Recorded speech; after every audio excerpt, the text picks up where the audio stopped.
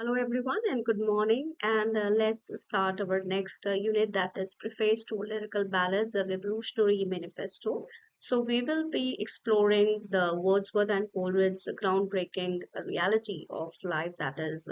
the what is the new thing to learn. So, let's have a brief introduction.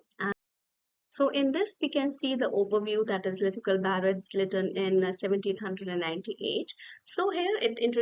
briefly introduces about that this is as a seminal work of romantic literary theory. So it highlights the significance in shaping English poetry and mentioning of the collaboration between William Wordsworth and S.T. Coleridge on lyrical ballads. So the image suggests is the cover page of this is the very first edition of lyrical ballads that was published in 1798. So the historical context is that discussing the late 18th and early 19th literary landscape, mentioning the dominance of new classical poetic conventions, and hinting at the revolutionary nature of Wordsworth and Coleridge's approach about the how they see the poetry in their lives. So the authors are like William Wordsworth, and they emphasize the connection to nature and his focus on common life. And S.T. Coleridge, a little bit of brief biography and his contributions to the Lyrical Ballads project, that is both the poems and theoretical ideas. और ये highlight करते हैं उसका interest कि supernatural जो elements थे वो क्या थे, और उनका जो इमेजिनेटिव रिल्म्स है वो S.T. कोलरिज ने बताने की कोशिश करी है यहाँ पर. तो जब हम इसको कोलैबोरेशन देखते हैं कि दोनों ने मिलकर जो है इस पर काम किया, तो उनका जो डिवीजन था, जो विलियम वर्ड्सवर्थ ने फोकस किया ऑर्डिनरी लाइफ पर, जैसे कि हम उनको नेचर के फादर ऑफ द नेचर कहते हैं, और कोलरिज का जो था, जो स्पेशलाइजेशन था जिस पर उन्होंने काम किया, that was about the supernatural elements. तो इसमें अगर हम की कॉन्सेप्ट्स के बारे में बात करें कि एक्चुअली में क्या है, तो यहाँ पर वो कहते हैं a picture should be recreation of an event rather than an illustration or an object, but there is no tension in the picture unless there is a struggle with the object. तो picture जो है वो क्या है कि वो एक recreation हो सकता है. जैसे हम क्रिटिकल थ्योरी के बारे में बात करते हैं कि आपने किसी पिक्चर को देखा, उसे री इमेजिन किया और उसे आपने रीफ्रेम करने की कोशिश करी, रिक्रिएट किया, और उसको आपने इलिस्ट्रेट नहीं किया कि वो एक ऑब्जेक्ट है, लेकिन उसमें क्या था, एक स्ट्रगल भी उसमें दिखाया गया है. तो वर्ड्सवर्थ का जो आर्ग्यूमेंट रहा है, that was argument for using the language really used by man, कि जो इंसान एक वाक्य अपने शब्दों को किस तरीके से पिरोता है, वो वर्ड्सवर्थ ने बताने की कोशिश करी है. और उन्होंने रिजेक्ट किया कि जो आर्टिफिशियल पोएटिक डिक्शन और पर्सोनिफिकेशन है, जैसे हम कहते हैं ना कि किसी चीज को हमने नकली तौर पर हमने उसको देखा, उसको रिक्रिएट हम कोशिश करें, तो वो कहते हैं कि आर्टिफिशियल जो चीजें हैं जो रिलेट करती है वो उतनी नेचुरल फैक्टर्स को प्रपोज नहीं करती हैं, लेकिन जो आपकी नेचर है जिसको देखकर आप प्रेरित होते हैं, जिन चीजों से आप इंस्पायर होते हैं, तो आप उनको तो पर्सोनिफाई कर सकते हो, लेकिन आर्टिफिशियल चीजों को पर्सोनिफाई नहीं कर सकते. तो उन्होंने इमेज जो सेटअप किया, उन्होंने बताने की कोशिश करी, एक सिंपल बैकग्राउंड से अपनी बात को बताने की कोशिश करते हैं. यहाँ पर उनके जो सब्जेक्ट्स थे पोएट्री के, जो विलियम वर्ड्सवर्थ ने किन चीजों पर फोकस किया, उनका फोकस था विलियम वर्ड्सवर्थ का कि उन्होंने हम्बल, बहुत ही प्यारा और रस्टिक लाइफ को, जो नेचर के अंदर जो बड़ी हुई थी, जो कल्चर जिस चीज को वो दिखाने की कोशिश करते थे, जो नेचर में पेड़ हैं, पौधे हैं, जो वहाँ का लाइफस्टाइल है, तो वो उसको प्रोजेक्ट करने की कोशिश करते हैं. And he believe that essential passions are more readily found in nature and the lives of ordinary people, कि जितने भी, अगर आपका कोई पैशन, अगर आप किसी चीज को पढ़ना चाहते हैं, तो वो आप प्रकृति से ले सकते हैं, ना कि आप आर्टिफिशियल चीजों से ले सकते हैं. जैसे झरने की कलकल है, किस तरीके से झरना जो है वो आवाज करता है, उसकी मधुर ध्वनि जो है वो आपको सुनाई देती है, पेड़ों की सरसराहट है जब हवा चलती है, आंधी चलती है, तो उस चीज को विलियम वर्ड्सवर्थ ने बहुत ही ज्यादा क्लोजली उसको महसूस किया और उसे बताने की कोशिश करी है.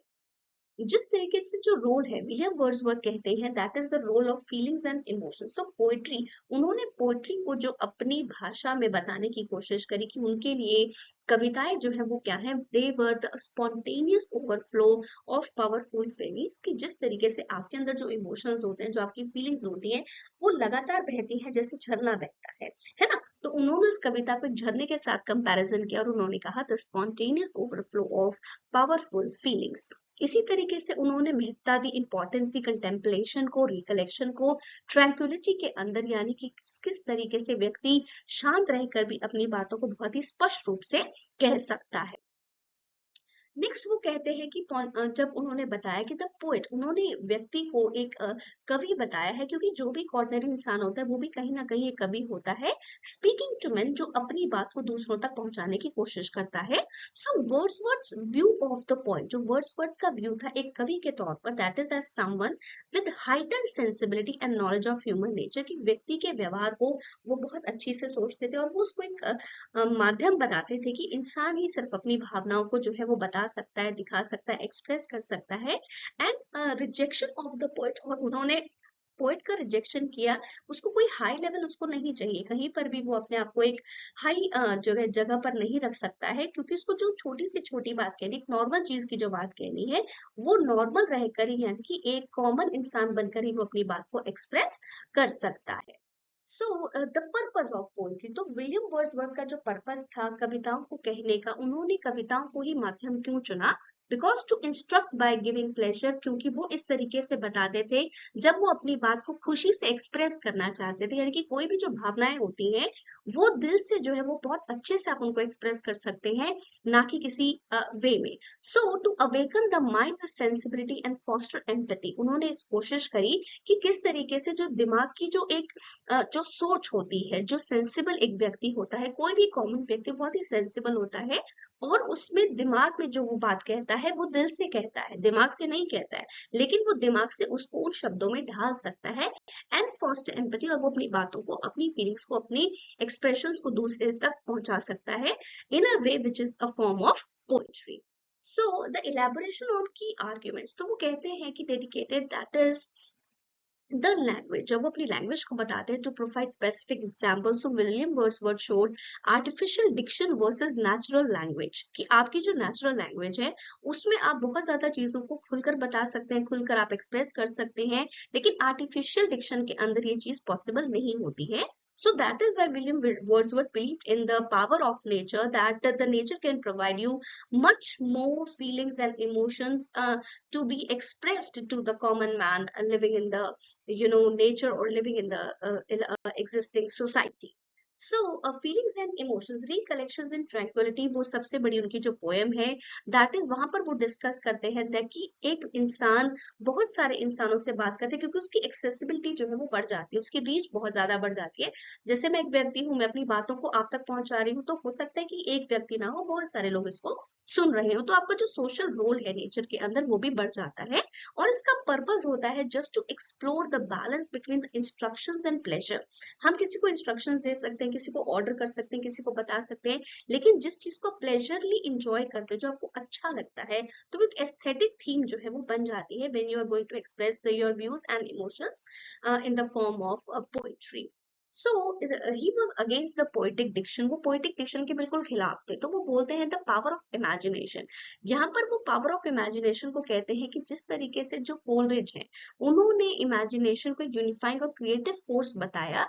कि किसी भी चीज को वो इकट्ठा कर सकते हैं, तो पोइट की वो सेंसिबिलिटी को बताता है। सुपर एलिमेंट्स को देख पा रहे थे एस टी कोलरिज, कि उनको लगता था कि हो सकता है कि नेचर से ज्यादा भी एक और ताकत है जिसको हम दैवीय ताकत बोलते हैं, है ना। सो नेचर रियलिटी, लेकिन वर्ड्सवर्थ जो है वो कनेक्शन बताते हैं फंडामेंटल चीजों का, ह्यूमन एक्सपीरियंसेस का और नेचुरल वर्ल्ड का। तो उसी तरीके से जो पोएटिक एग्जांपल्स है लिरिकल बैलेंस में, वो कहते हैं the principles outlined in the Simon Lee We Are Seven, कि जितनी भी जो फीलिंग्स हैं, जो पोएम्स के जितने भी रूप होते हैं वो सात होते हैं, तो वो उन सातों रूपों को जो है वो एक्सप्रेस करना चाहते थे। So, thank you for this today, and we will explain in detail in our second PPT, that is Preface to Lyrical Ballads. So, if you like my channel, please subscribe. So, thank you for today.